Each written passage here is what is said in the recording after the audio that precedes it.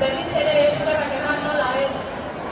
Orain dela 27 urte, Oiartzuko udan ikastola partzuergoa sortzeko gauzarria izan zuten. Asko zuen egin.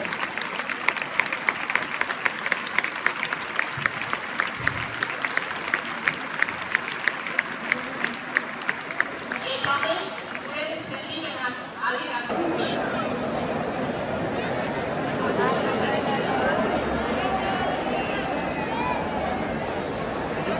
Está aquí, madre.